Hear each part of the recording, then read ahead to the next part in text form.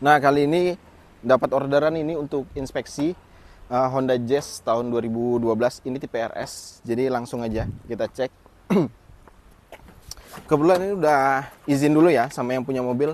Jadi izin, kita ketemu di kantornya. Jadi ketemu di kantornya, langsung aja inspeksi. Dia karena sibuk, lagi ada kerjaan. Jadi kita aja langsung yang inspeksi di sini. Seperti biasa, buka dulu kap mesinnya. Habis itu kita keluarkan senjata semuanya. Kalau ini ngeliat dari bodi masih lempeng sih kayaknya. Dia kalau mobil bagus itu biasanya kelihatan langsung. Oh, ini di sini ada barang-barangnya. Nggak apa-apa, yang penting jangan kita ganggu dulu barang-barangnya. Kita izin untuk ngeluarin alat aja. Seperti biasa. Ini untuk minyak rem. Ini untuk baterai health atau kesehatan baterainya. Ini alatnya khusus. Ini scanner. Nah, tang kayaknya perlu nih. Kalau Honda Jazz agak payah dia sih. Sama stetoskop coba kita keluarkan. Karena kalau Honda Jazz ini biasanya suara mesinnya itu halus, sangat halus. Jadi kalau ada kedengaran suara yang nggak enak, nanti bisa langsung kita cek pakai pakai stetoskop. Nah, ini alat yang lain. Ini handphone untuk scan.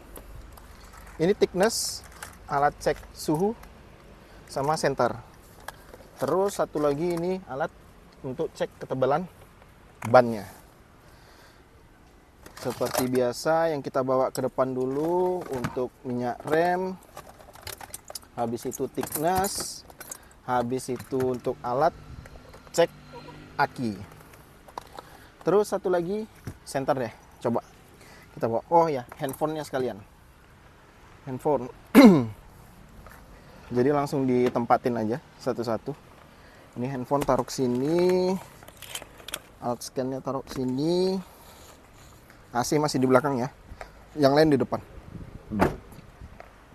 Nah, ini sedikit masukan untuk teman-teman yang pengen beli Honda Jazz, tapi ini ngecek kita nggak pakai alat ya. Anggap aja saya nggak pakai alat, tapi ini karena tugas inspeksi, saya harus pakai alat karena butuh datanya untuk laporan nantinya. Gitu. Nah, ini kita cek dulu baterainya. Bismillah, mulai. Nah, ini kesehatan masih 100% nih. 100% kesehatannya, kondisinya pun masih perfect. Oke ya. Ini diamkan dulu. Terus kita cek senter tetap perlu, walaupun siang senter tetap perlu karena di bagian kolong bawah itu dia pasti gelap. Jadi ini gunanya untuk kita senter. Oke, ini tulangan sebelah kanan ini bagus, nggak ada keriting sampai bawah. Ini cross member bagian bawah, yang palang depannya juga masih rapih kayaknya, kelihatan dari sini. Ini tulangan sebelah kiri kita cek. Oh, ini masih utuh, masih utuh. Rembesan coba kita cek semua. Ini transmisi bagian atas kering. Packing tutup klep atas juga bagus. O-ring hoodnya juga bagus. Modul ABS belum ada dibongkar. Oke, kondisinya masih oke nih.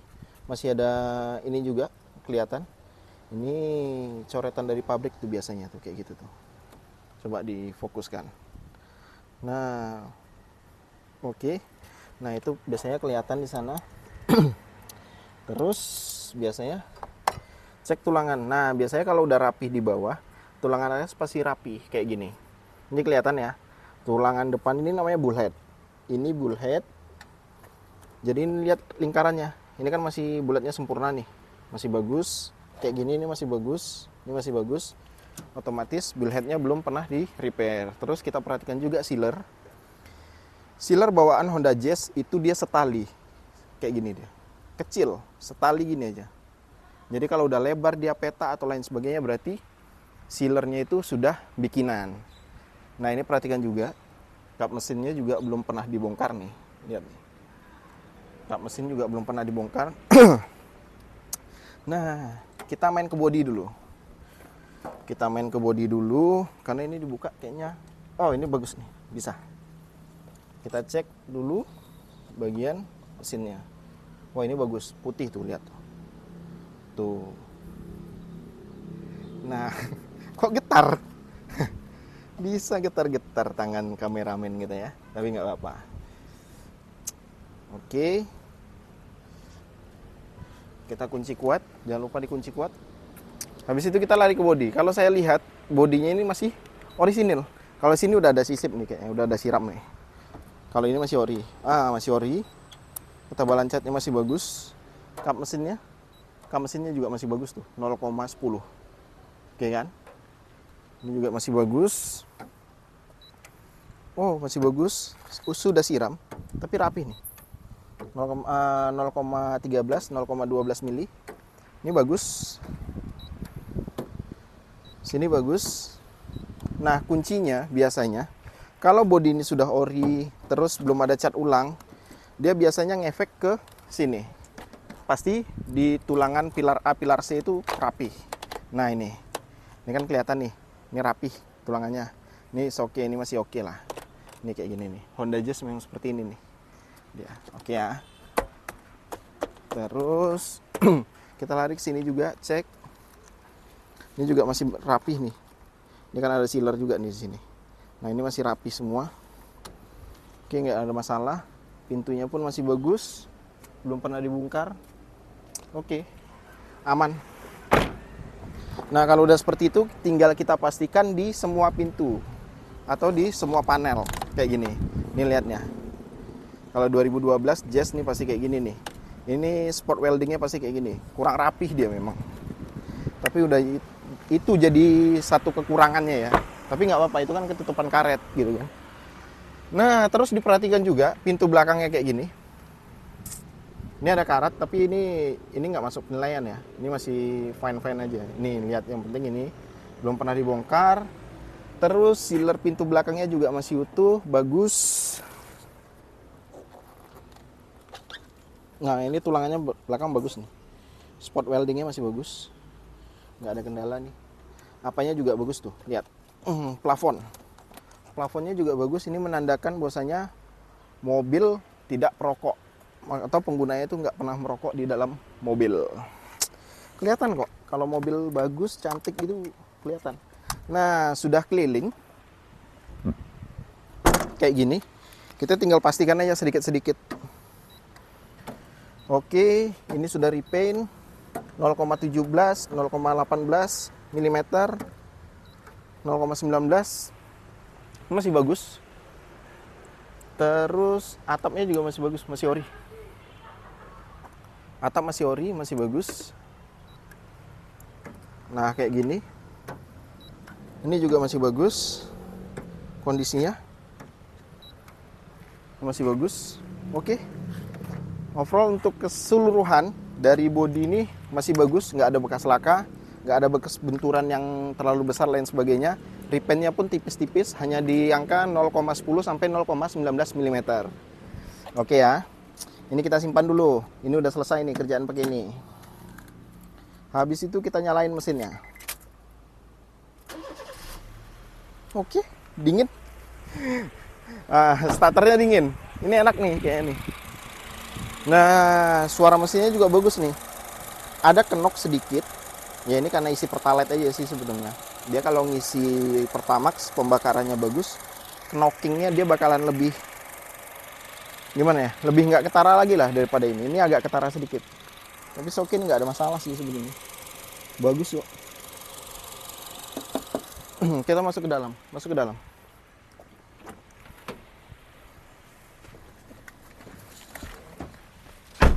Nah, seperti biasa, kalau sudah masuk ke dalam, otomatis kita cek AC. Ditutup dulu pintunya semua biar lebih cepat dingin AC-nya. Terus biasa kita masukkan termostatnya ke sini. Kita hitung dia untuk AC-nya. Kalau ini dari secara keseluruhan ya, ini nggak ada masalah sih. Tapi kita scan biar lebih pasti, karena kilometernya, ini kilometer mobilnya di 110.000. Coba cek. Aduh, sebentar, ini agak payah nih masuknya. Oke, udah masuk. Kalau sudah di dalam, teman-teman bisa lihat kalau Honda Jazz dia terawat kilometer mau 110.000 pun, lihat nih setirnya masih pada kulit badak kayak gini tuh, lihat tuh, masih bagus kan. Nah kayak ginilah seharusnya tuh, dia bagus. Terus shift knobnya juga tuh, lihat masih oke juga. Nyalain hotspot, nah kameramen nyalain hotspot sini biar ku pegang dulu. Nah biar apa, biar aja, ini namanya konten yang penting, jadi namanya juga ngikutin inspeksi kan, kayak gini kan. Dah oke, hotspotnya udah nyala nih, kameramennya. Baru kita scan, karena aplikasi scan saya harus online. Gak ada kendala sih sebenarnya, kan gak nyeken di tengah hutan juga kan. inspeksi hanya sekedar di dalam kota ya, jadi jaringan masih dapat lah. Wah, ini geser dulu AC-nya biar cepet dingin.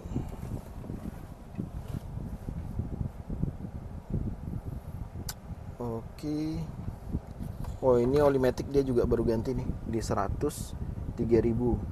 Nanti ganti di 133.000. Yang oli matic itu bagusnya ganti di sekitaran 20 sampai 30.000 sekali. Jangan kira oli matic nggak diganti ya. Manual sama juga, seperti itu juga harusnya. Tapi kan orang berpikir bahwasanya manual itu nggak perlu ganti oli transmisi atau oli garden. Padahal perlu. Per 40 atau per 50.000 ganti aja, nggak ada masalah tuh. Namanya mobil-mobil kita juga kan, nggak ada ruginya. Kita selection ini untuk ECM-nya, coba kita cek. ECM itu singkatan dari Engine Control Module. Kalau buat yang belum tahu. Oke, bagus, nggak ada trouble, bagus nih hasil scan-nya. Baru kalau sudah seperti ini, biasanya baru saya hold reportnya langsung, biar menyeluruh dia scan-nya. Jadi saya nggak perlu ngecek satu-satu gitu kan, biar dia keluar aja hasilnya. Tapi biasanya kalau mobil jarang jalan, ABS-nya ada fault biasanya. TCM-nya bagus, ini transmission control module-nya bagus, engine control module-nya bagus. Kan, betul kan? ABS, ada find fault code-nya nih, satu nih. Nah, biasanya kalau mobil jarang jalan, sering terparkir, ABS pasti ada fault code. Biasanya over voltage gitu atau lain sebagainya. Kita cek nanti ABS-nya apa ini errornya, sambil menunggu AC-nya itu nyala dan dingin sesuai dengan. Oke, ini masih bagus sih, laci masih bagus, ini laci atas juga masih padat. Lihat juga nih kayak gini, panel-panel ini kan nih udah kemakan hitam kayak gini, ini normal sih, nggak ada masalah. Nih logonya juga masih jelas nih, logo-logo di AC. Oke sih sebetulnya, cuman kita selesaikan dulu scan-nya biar dia berjalan. Banyak pertanyaan sebenarnya, Bang, inspeksi itu nggak ada resiko? Besar lah, resiko inspeksi itu besar. Jadi resiko inspeksi itu sebesar mobil yang kita cek. Semakin besar, semakin mahal mobil yang kita cek, itu dia bakalan semakin besar juga resikonya. Karena kalau misalkan kita salah-salah ngejust, mobil bagus kita salah ngejust, ada error sedikit, kita salah mengartikan arti fault code-nya tadi, kita bisa kena imbas. Gitu juga sebaliknya, mobil tidak bagus, kita baca bagus, orang banyak rugi jadinya. Apalagi untuk mobil-mobil Eropa. Makanya kenapa di setiap mobil harga jasa inspeksinya itu saya bedakan. Karena semakin besar risikonya. Terus ya ngikuti harga pasar sih sebenarnya. Kita kan survei harga juga. Ini sebentar lagi udah 65%. Banyak yang di scan kayaknya.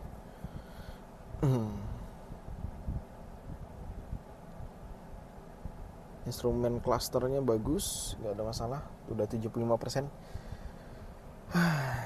Nah, terus banyak juga pertanyaan, Bang, kalau misalkan inspeksi itu makan waktu berapa lama? Tergantung mobil. Kalau semakin bagus mobilnya, semakin sebentar ngeceknya. Tapi kalau semakin banyak masalah di mobil itu, semakin lama. Karena semakin lama kita menganalisa apa aja yang harus diperbaiki di mobil. Nih, lihat, keluar nih kan.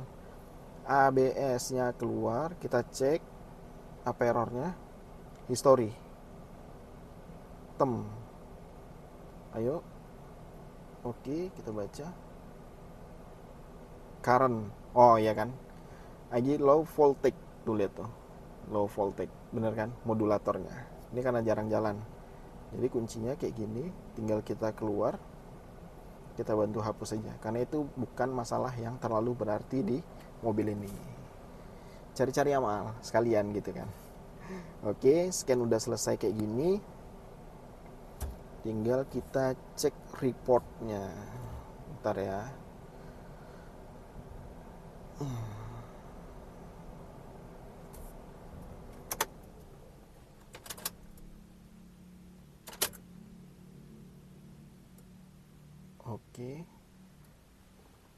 Oke, dah clear. Dia tadi nyuruh matiin mesin, habis itu hidupin lagi. Udah kita matiin, habis itu hidupin lagi. Oke, baru kita keluar. Kita baca lagi. Udah hilang semuanya. System selection, ECM.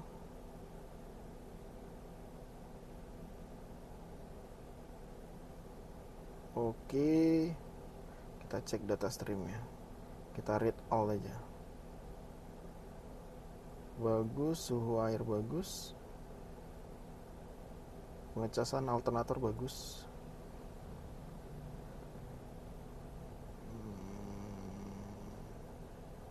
Oke, injektornya juga bagus tuh. Aman sih kalau kayak gini. Kalau untuk mesin ya masih oke, nggak banyak yang apalah. Tinggal kita pastikan switchnya, gear oke, PN, gear lagi oke, bagus, sesuai kok sama sensor yang kebaca.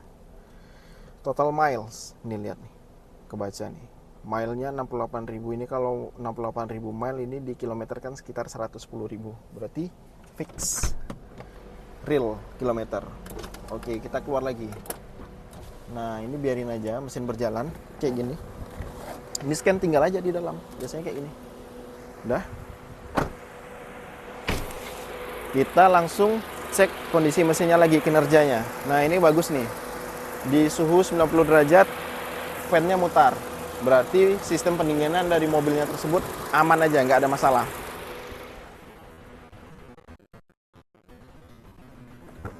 Aku mau ngambil stetoskop dulu. Nah, ini stetoskop penting. Kita dengarkan klep dan transmisinya.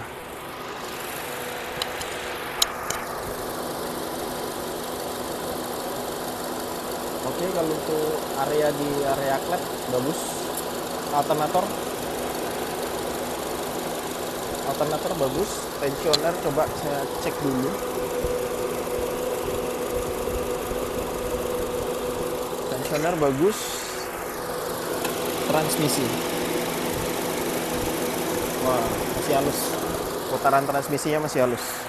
Oke sih, nggak ada kendala. Nah, seperti biasa, kalau udah cek semuanya, terakhir baru kita cek ban kayak gini. Kita kalibrasi dulu, nolkan, baru kita cek ketebalannya. Untuk depan ini 4,6 mm. Nah, biasanya belakang lebih tebal, biasanya. Karena ini penggerak roda depan kan. Oh enggak, lebih tipis, 3,4 mm. Oke, untuk mobil nggak ada kendala sih sejauh ini. Ini video udah berapa menit? 19. Kita test drive. Masuk samping.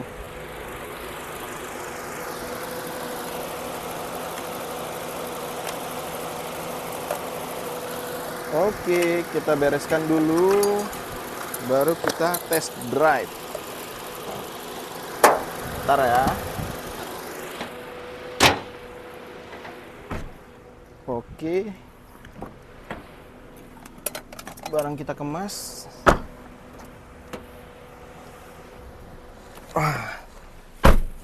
Honda CVT apalagi Matic kayak gini ya, CVT lah.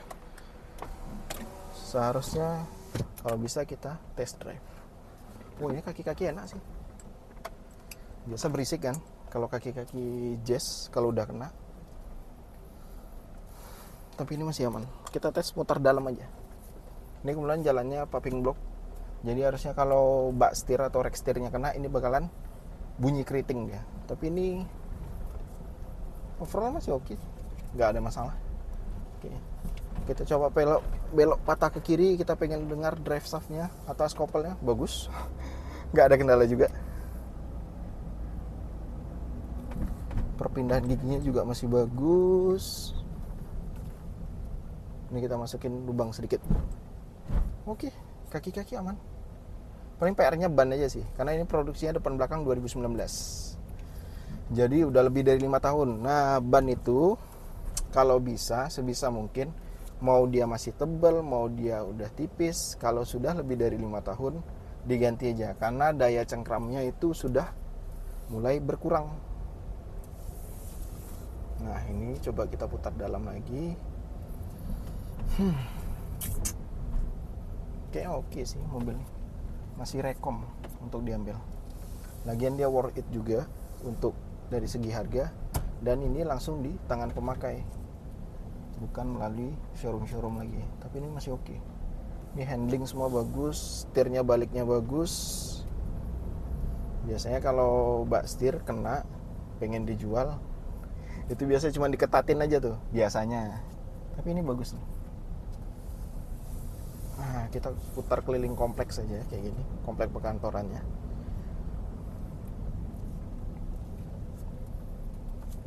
Oke, bagus nih.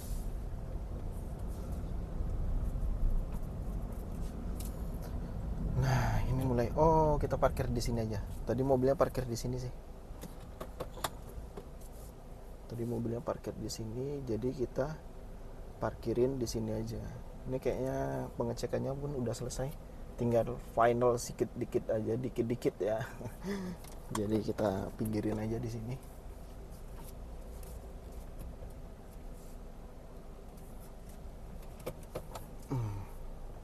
Biar agak mepet. Oke. Nah, gitulah hari ini kita ngecek Honda Jazz RS 2012 Matic. Jadi untuk teman-teman yang pengen beli Jazz, bisa perhatikan video ini baik-baik, apa-apa aja yang tadi yang saya cek. Terus jangan lupa sebenarnya, ini nggak saya record, nanti takutnya ke record nomor rangkanya, itu nanti jadi ibaratnya identitas kan. Perhatikan juga kalau Jazz G8 itu di nomor rangkanya biasanya sering berkarat. Oke ya. Jadi terima kasih yang udah saksikan video ini. Jangan lupa di like, subscribe, dan share video ini agar channel ini lebih berkembang dan memberikan banyak informasi untuk kalian semua. Thank you. Oke ya.